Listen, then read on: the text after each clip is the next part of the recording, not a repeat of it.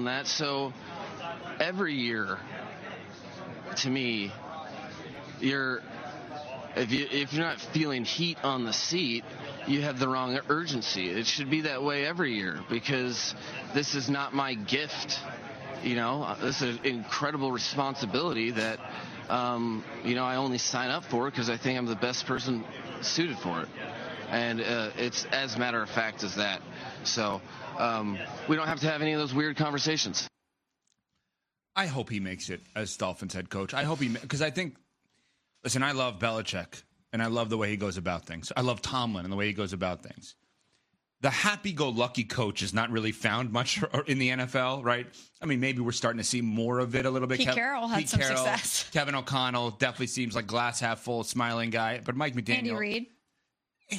Andy Reid, for sure. Come on, Hawaiian shirts and cheeseburgers. Big red. He's way more Belichick and Tomlin than he lets on, but he does a good job of not letting that part of him on. Right?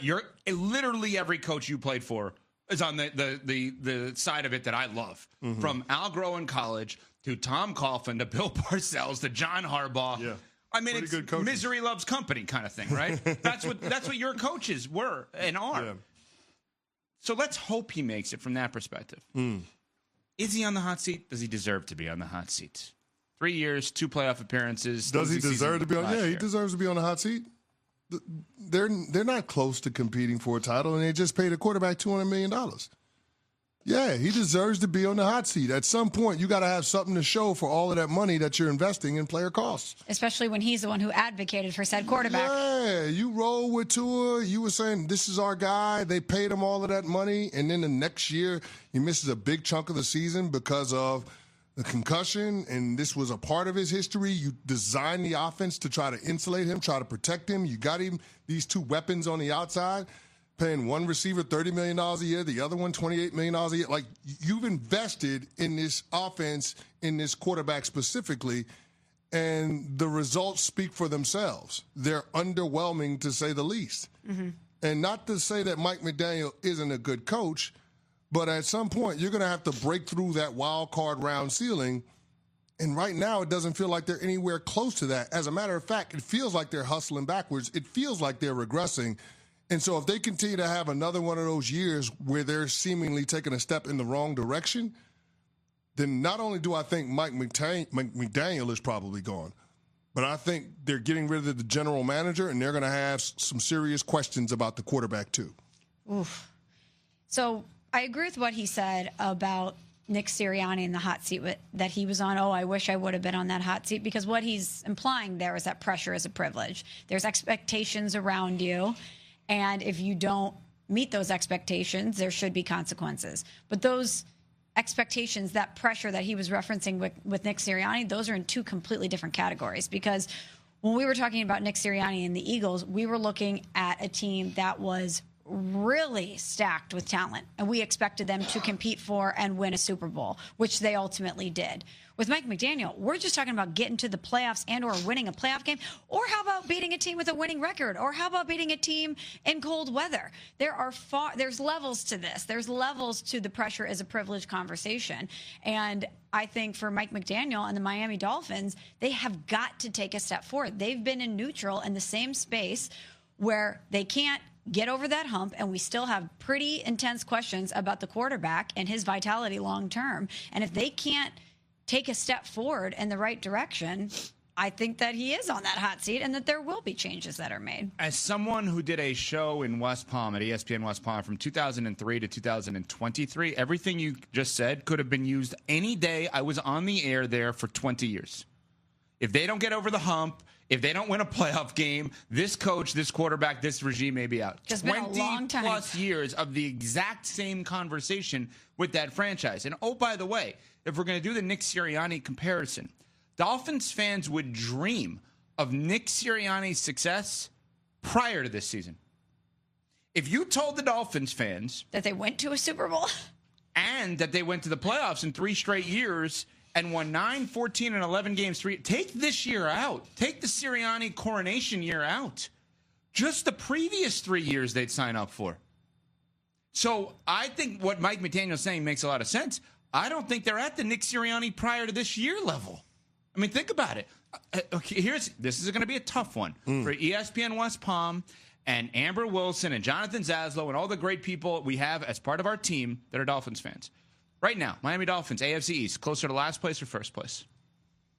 Oh, last place. Last place. Smalls, you're hesitating. Cece was confident in his answer. Go ahead. Last place. Obviously, the Bills are going to be the class of that division. I think the Patriots are going to take a big step forward. And with Aaron Glenn, I think it might take a while to turn the Jets around, so I'm not going to put them in that conversation this year. So, yeah, because I believe in the Patriots, I'd have to go closer to last place than first place. Right now on ESPN Bet, the Buffalo Bills are the overwhelming favorite to win the division at -250. The Dolphins are second at +475. Patriots +700 at third. And then the Jets +1,400, bringing up the rear. Them odds don't seem like very good odds to me. Oh, I'd rather bet the Jets at +1,400, not thinking they're going to do it. 1,000%. But just from an odds perspective? The Patriots at +700 have it.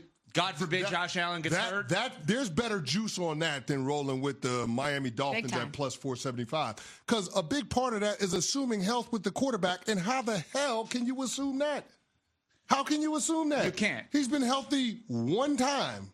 They did at least address the backup. In 5 years in the league. You can't bet on that. There's no way you can bet on that. And I hear you, Ev, addressing the backup quarterback. That's all well and good, the fact that they were actually cognizant of it. But do you feel good about Zach Wilson being the guy instead of Tua? I do not. No way. I do not.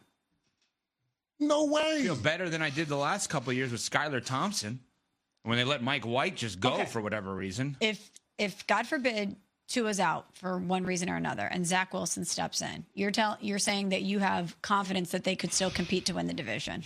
No, I don't have confidence they can win the division in any capacity. Okay, just wanted to clarify. No, what I'm actually wondering is how many more wins does Tua bring them than Zach Wilson? And that's not a knock on Tua.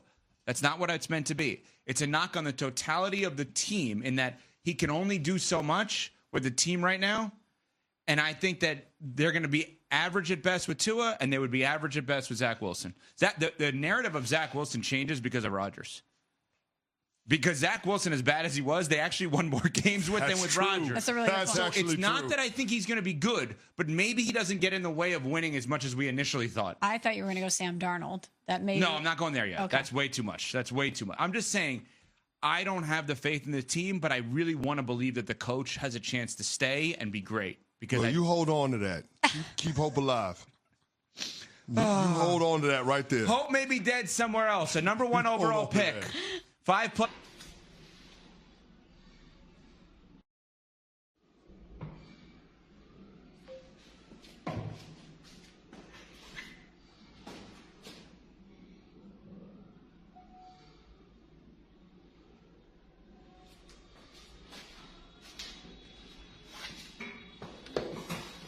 Xin chào tất cả mọi người đã quay trở lại với kênh của mình. Ngày hôm nay mình sẽ tiếp tục hướng dẫn các bạn tu tượng. Tượng hôm nay của mình sẽ có tiêu đề là cục tẩy. Các bạn hôm nay tượng của mình sẽ có tiêu đề là gọt bút. Bây giờ mình sẽ bắt đầu tu nhé. Chị anh không ngủ à?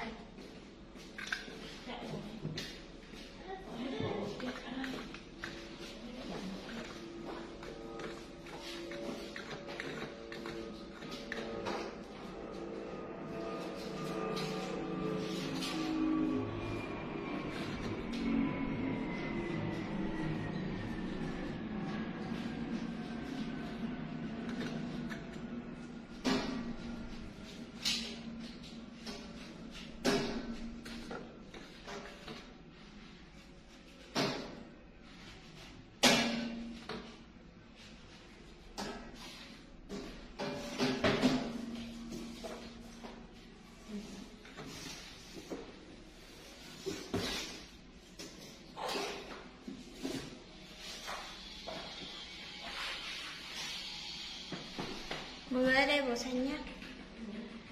Tiếp đến màu tím.